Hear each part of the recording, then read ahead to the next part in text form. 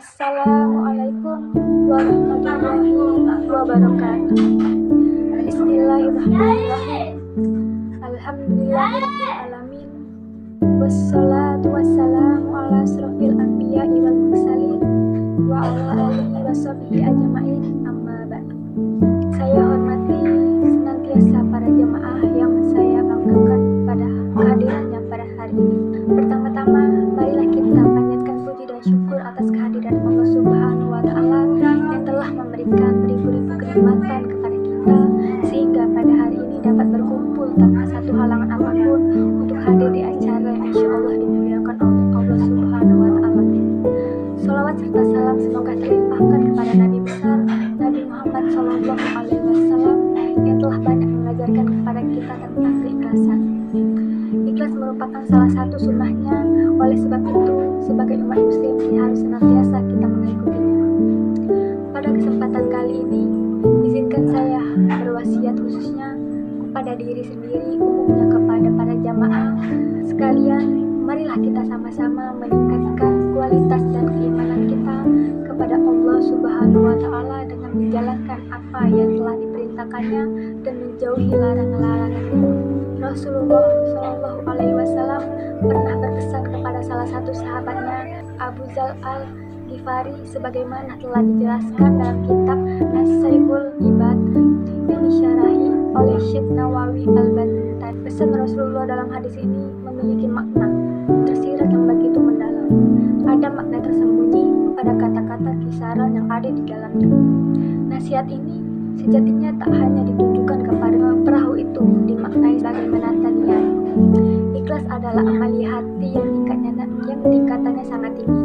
Berbeda dengan sabar, ikhlas akan terlihat setelah terjadinya satu amal.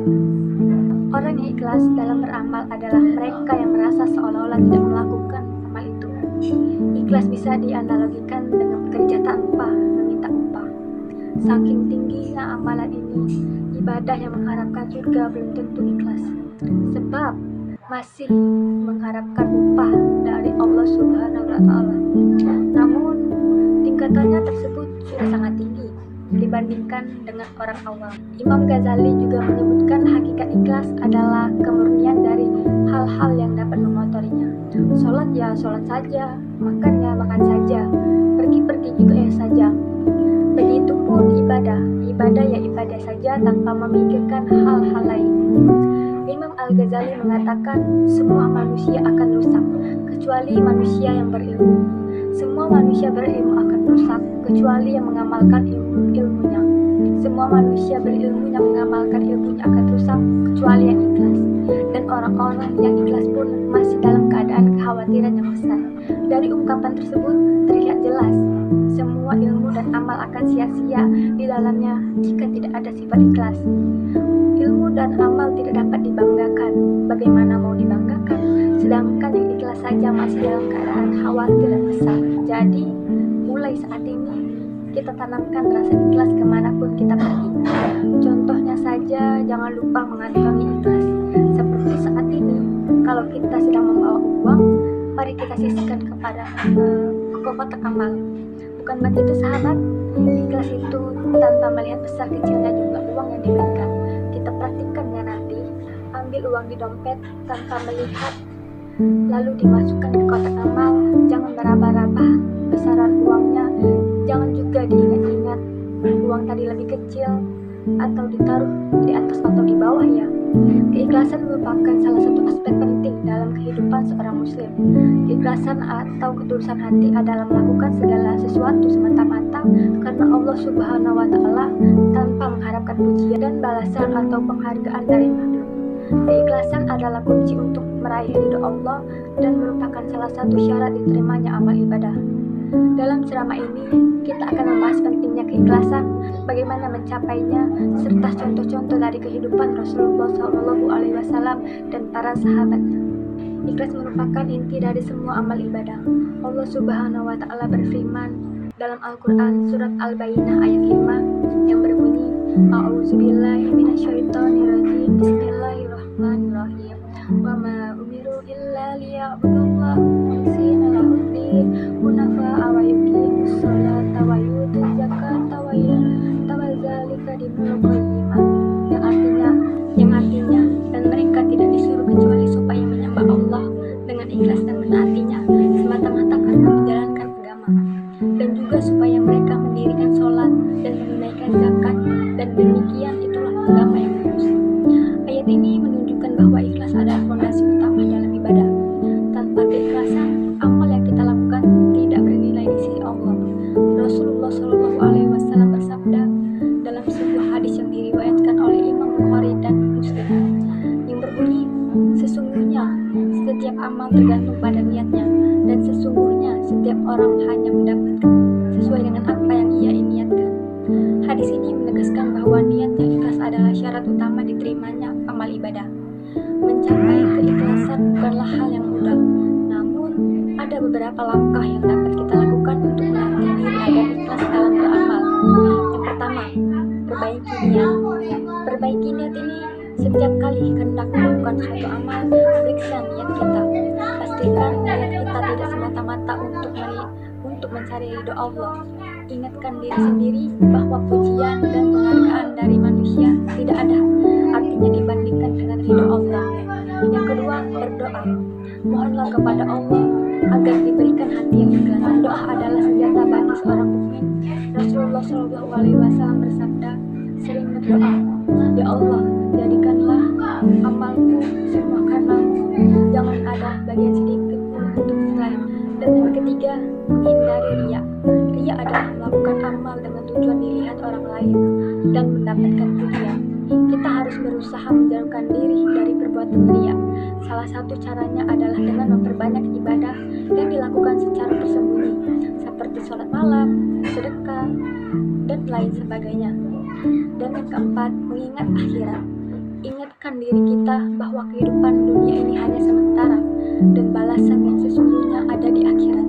Dengan mengingat akhirat, kita akan lebih fokus pada tujuan akhir kita, yaitu ridho Allah dan surganya. Contoh keikhlasan dalam kehidupan Rasulullah SAW dan para sahabat. Rasulullah SAW dan para sahabat adalah teladan terbaik dalam keikhlasan. Berikut beberapa contoh yang dapat kita ambil pelajaran. Yang pertama, Rasulullah SAW. Nabi Muhammad SAW adalah contoh sempurna dalam hal keikhlasan. Beliau selalu meniatkan segala sesuatu dengan hanya untuk Allah. Dalam perang, beliau berjuang tanpa pamrih. Dalam berdakwah, beliau tidak pernah mengharapkan imbalan pada manusia. Allah berfirman dalam Al-Quran surat Al-Furqan ayat 57, yang artinya, katakanlah Muhammad, aku tidak meminta imbalan apapun kepadamu atas seruanku, kecuali orang yang mau mengambil jalan kepada Tuhannya. Yang kedua, Abu Bakar As-Siddiq. Sahabat Rasulullah yang terkenal dengan keikhlasannya adalah Abu Bakar. Ketika hijrah ke Madinah, beliau menginfakkan seluruh hartanya untuk perjuangan Islam tanpa mengharapkan balasan apapun. Keikhlasan Abu Bakar dalam berinfak tercermin dalam kisah berikut. Suatu hari Rasulullah SAW bertanya kepada para sahabat tentang apa yang mereka infakkan. Abu Bakar menjawab bahwa ia menginfakkan seluruh hartanya dan hanya meninggalkan Allah dan Rasulnya untuk keluarganya. Yang ketiga, ada Umar bin Khattab. Umar juga dikenal dengan keikhlasannya. Karena menjadi sebagai khalifah, ia sering berkeliling di malam hari untuk memastikan kesejahteraan rakyatnya tanpa diketahui orang lain. Ia melakukannya semata-mata karena tanggung jawabnya kepada Allah, bukan untuk mendapatkan pujian dari manusia. Dan yang terakhir, Ali bin Abi Thalib. Ali juga menunjukkan keikhlasannya dalam banyak aspek kehidupannya. Ia dikenal sebagai pemimpin yang adil dan tidak pernah memanfaatkan jabatannya untuk kepribadian pribadi. Keikhlasannya terlihat ia memilih untuk hidup sederhana meskipun memiliki kekuasaan. Keikhlasan adalah kunci untuk meraih ridho Allah dan merupakan syarat diterimanya amal ibadah. Untuk mencapai keikhlasan, kita perlu memperbaiki niat, berdoa, menghindari riya, dan mengingat akhirat. Rasulullah SAW dan para sahabat adalah teladan terbaik dalam hal keikhlasan. Dengan meneladani mereka, kita dapat melatih diri untuk menjadi hamba yang ikhlas. Semoga Allah Subhanahu wa Ta'ala senantiasa memberikan kita hati yang ikhlas dalam setiap amal ibadah kita. Amin, amin, ya Rabbal Alamin. Hadirin yang mulia, ikhlas bukanlah sekedar sekedar niat, tapi juga tindakan. Ia bagai biji kebaikan yang ditanam dalam hati, kemudian tumbuh menjadi pohon kebaikan yang rindang dan berbuah lebat. Apa buah manis keikhlasan itu? Pertama, ketentraman jiwa. Ketika amal kita dilandasi keikhlasan, hati akan dipenuhi ketenangan dan kedamaian. Kita tak lagi dihantui rasa khawatir dan kecewa karena ridho Allah menjadi satu-satunya tujuan. Yang kedua, keberkahan hidup. Amal yang ikhlas, meski kecil, akan dilipat gandakan pahalanya oleh Allah. Kehidupan kita akan dilimpahi keberkahan, rezeki yang tak terduga, dan kemudahan dalam menghadapi segala tantangan. Jadi, tidak ada alasan untuk kita tidak ikhlas atas ketetapan Allah, dan marilah kita ikhlas dan menjalani hidup ini dengan sebaik-baiknya. Hadirin harikumullah, Rasulullah SAW pernah bersabda, ikhlaskanlah dalam beragama, cukup bagimu amal yang sedikit. Dalam hadis lain, Rasulullah SAW bersabda, sesungguhnya Allah tidak menerima amal kecuali dilakukan dengan ikhlas dan mengharap ridhonya. Imam Syafi'i pernah memberikan nasihat kepada seorang temannya, wahai Abu Musa, jika engkau beristijihad dengan sebenar-benarnya kesungguhannya untuk membuat seluruh manusia ridho atau suka, maka itu tidak akan terjadi. Jika demikian, maka ikhlaskan amalmu dan niatmu karena Allah Azza wa Jalla. Itu tak heran jika Ibnu Qayyim memberikan perumpamaan seperti ini. Amal tanpa ikhlasan seperti musafir yang mengisi kantong dengan kerikil pasir, memberatkannya tapi tidak bermanfaat. Dalam kesempatan lain, beliau berkata, jika ilmu bermanfaat tanpa amal, maka tidak mungkin Allah mencela para pendeta ahli kitab. Jika ilmu bermanfaat tanpa keikhlasan, maka tidak mungkin Allah mencela orang-orang munafik. Sahabat, adapun manfaat dan keutamaan ikhlas adalah sebagai berikut. Yang pertama, membuat hidup menjadi tenang dan tentram. Yang kedua, amal ibadahnya akan diterima oleh Allah Subhanahu wa Ta'ala. Yang ketiga, dibukakannya pintu ampunan dan dihapuskannya doa serta dijauhkan dari api neraka. Dibukakannya pintu ampunan dan dihapuskannya dosa serta dijauhkan dari api neraka. Yang keempat, diangkatnya derajat dan martabat oleh Allah Subhanahu wa Ta'ala.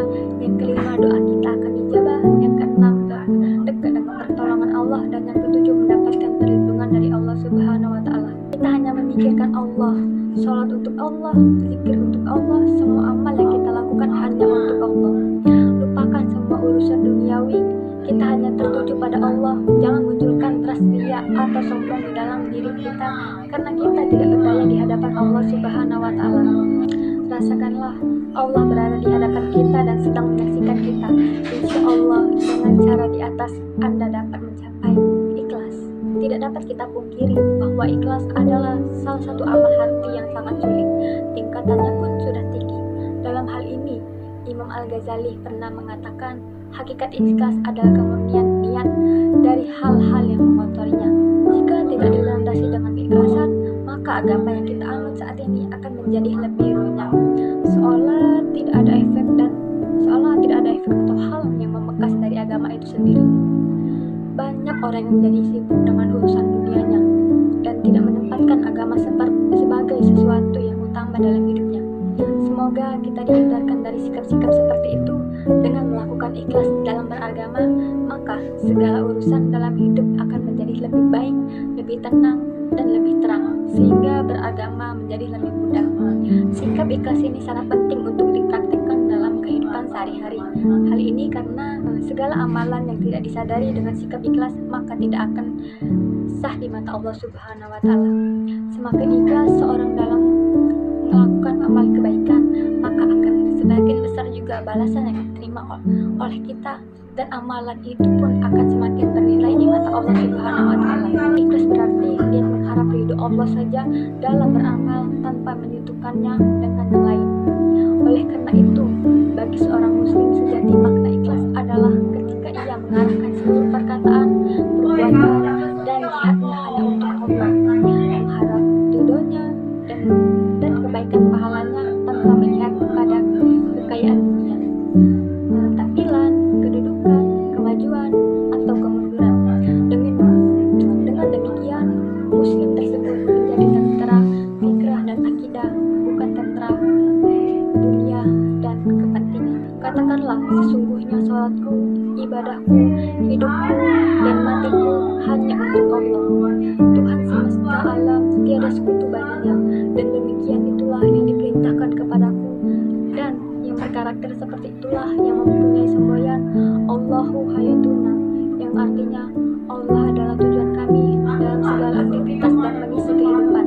Hadirin jamaah harikumullah, dalam kitab Taklim Ta'lim karya Syekh Az-Zarnuji disebutkan banyak perbuatan yang tampak sebagai perbuatan duniawi berubah menjadi perbuatan ukhrawi lantaran niat yang bagus. Banyak pula perbuatan yang terlihat sebagai perbuatan ukhrawi bergeser dengan perbuatan duniawi lantaran niat yang buruk. Nasihat selanjutnya adalah aksilil amal, murnikanlah perbuatanmu hanya untuk tujuan mencari dan mendapatkan ridho Allah semata. Dalam bahasa fikih, ikhlas memang tak menjadi salah satu rukun yang mesti dilakukan. Akan tetapi, ikhlas adalah ruh amal yang menentukan apakah suatu amal memiliki harga atau tidak di sisi Allah Subhanahu wa Ta'ala. Manusia bukanlah tanpa celah, jauh dari kesempurnaan, karena bukan malaikat yang selalu benar karena melakukan apapun atas petunjuk dari langit. Manusia itu ada kalanya mendapatkan ujian dari Sang Pencipta. Ujian tersebut tidak selalu berujung pada keberhasilan mengatasinya. Terkadang hasil akhirnya tidak sesuai harapan. Saat itulah sabar dan ikhlas menerima ketentuan Sang Pencipta menjadi suatu harus. Sabar dan ikhlas itu bukan pasrah pada keadaan, akan tetapi menerima ketentuan Allah Subhanahu wa Ta'ala belum mengizinkan kita untuk meraihnya karena dianggap belum siap atau belum saatnya mendapatkan keberhasilan tersebut. Allah Subhanahu wa Ta'ala Maha tahu apa yang terbaik untuk hambanya, sehingga setiap manusia harus berbaik sangka atas segala keputusannya. Takdir atau kegagalan adalah kesuksesan yang tertunda, sehingga sabar dan ikhlas adalah bagian dari siklus menutup setelah takdir atau kegagalan yang Allah Subhanahu wa Ta'ala ujikan kepada setiap hamba-hambanya. Untuk itu, ikhlas dan sabarlah jika Allah Subhanahu wa Ta'ala memberikan coba dalam hidup, bijaklah menerimanya, jalani dengan kesabaran dan keikhlasan. Terkadang kita manusia lupa bagaimana cara bisa beribadah dengan ikhlas. Cara kita dapat mencapai rasa ikhlas adalah dengan mengosongkan pikiran di saat kita sedang beribadah kepada Allah Subhanahu wa Ta'ala. Kita hanya perlu memikirkan Allah, sholat untuk Allah, zikir untuk Allah, semua amal yang kita lakukan hanya untuk Allah. Lupakan semua urusan duniawi, kita hanya tertuju pada Allah. Jangan memunculkan rasa riya atau sombong di dalam diri kita, karena kita tidak berdaya di hadapan Allah Subhanahu wa Ta'ala. Rasakanlah Allah berada di hadapan kita dan sedang menyaksikan kita. Insya Allah, dengan cara yang di atas, kita dapat mencapai ikhlas. Dan jangan lupa juga untuk berdoa serta memohon kepada Allah Subhanahu wa Ta'ala agar kita dapat beribadah secara ikhlas untuk muslimin harikumullah. Dalam kehidupan ini kita tak akan pernah lepas dari nikmat, dan begitu juga kita tak akan bisa lepas dari musibah dan cobaan. Saat mendapatkan nikmat dan saat menghadapi musibah, agama Islam telah memberikan panduan dengan senantiasa memegang dua prinsip, yaitu bersyukur ketika mendapat nikmat dan bersabar saat mendapatkan musibah. Kedua hal ini pun bisa menjadi ukuran keimanan seorang yang akan menjadikannya kuat dan sabar dalam menjalani kehidupan. Hadirin yang dirahmati oleh Allah, ikhlas merupakan salah satu untuk memperoleh ketenangan. Ikhlas seorang akan tenang jiwanya. Hal ini karena tidak diperbudak oleh penantian untuk mendapat pujian, penghargaan, imbalan, dan sebagainya. Ikhlas adalah suatu sikap lepas diri atas segala amalan yang telah dilakukan. Setiap amalan yang dilakukan tanpa rasa ikhlas ibarat mufasir yang membawa pembekalan berupa pasir. Maknanya pembekalan tersebut tidak ada gunanya dan hanya memberatkan mufasir. Ada banyak bentuk ikhlas dalam setiap episode kehidupan kita, yakni ikhlas dalam bekerja, ikhlas dalam beribadah, serta lainnya. Jika kita beribadah karena rasa butuh, maka tandanya kita benar-benar mengerjakannya dengan sepenuh hati. Sementara itu, beribadah karena kewajiban belum tentu bisa dilakukan sepenuh hati. Karenanya, mari kita merefleksikan diri tentang bagaimana ibadah kita selama ini. Sikap ikhlas sangat penting dipraktikkan dalam kehidupan sehari-hari. mendapatkan musibah. Dengan memiliki sifat ikhlas, maka kita tidak akan mudah mengeluh dan protes kepada Allah Subhanahu wa taala. Sangat jelas perintah Allah kepada kita untuk ikhlas. Oleh karena itu, hadapilah setiap ujian dengan penuh keikhlasan karena Allah semata. Ada berbagai cara untuk ikhlas dalam menghadapi ujian hidup. Pertama, biasakan untuk bersikap sabar, lapang dada, dan ikhlas ketika menghadapi ujian yang berat. Ujian yang berat menuntut keikhlasan yang tinggi. Selalu ingat bahwa Allah tidak akan memberikan ujian hidup melebihi kemampuan manusia. Seberat apapun masalahnya, jika diselesaikan dengan usaha maksimal, hasilnya akan sesuai. Baiklah, sudah cukup yang bisa saya sampaikan tentang keikhlasan dalam kehidupan sehari-hari. Kita yang bisa disimpulkan selalu tanamkan sifat ikhlas ke dalam diri kita, karena dengan ikhlas semua apa yang kita lakukan akan bisa merasa damai. Semoga bisa diterapkan di kehidupan sehari-hari ya teman-teman. Jadi untuk seluruh teman-temanku yang baik hati, rajin menabung, dan tidak sombong, saya rasa cukup sekian pembahasan kali ini. Semoga Anda tidak puas supaya bisa terus-terusan cari saya. Dan terima kasih telah menjadi pendengar yang luar, karena waktu yang memisahkan kita mohon maaf. Dengan pisang beli di pasar langsung dimakan di dalam kamar, karena saya masih belajar. Kalau ada salah mohon dimaafkan. Sebagai penutup, saya ingin berbagi